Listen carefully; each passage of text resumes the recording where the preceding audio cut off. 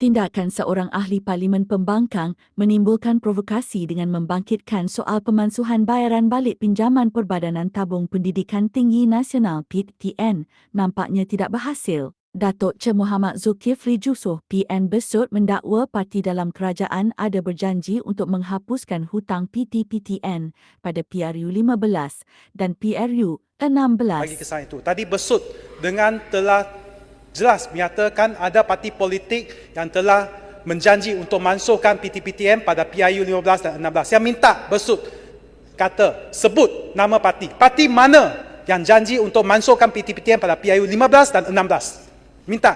PAS. Parti PAS yang janji. Contoh hutang PT-PTN. BN kekal hutang. Rakyat paksa bayar. Susah macam mana pun kena bayar. Pakatan Harapan tangguh dulu. Bila gaji 4,000 ke atas baru bayar. PAS, kita akan hapuskan semua hutang PT-PTN. Ya, betul. 36-12 juga, saya lebih asas lah. Apa yang dikatakan oleh YB Besut tu, dia kata dalam PRU 16, ada orang menjanjikan, ada parti politik yang menjanjikan untuk menghapuskan hutang PT-PTN. Kita belum ada PRU 16. Jadi, saya harap dia tarik balik lah. Yang Yalah, saya tersalah tu 15 lah. Allah, hai. yang berhormat, Itu pun nak.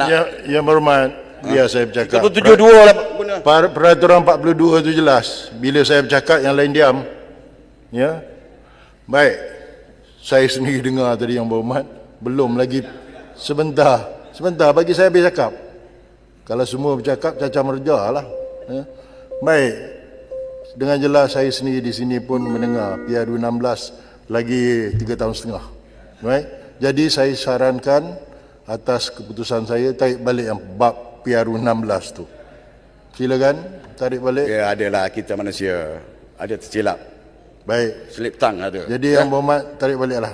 Okey, saya tarik balik 16, 15. 16 mungkin akan ada lagi janji.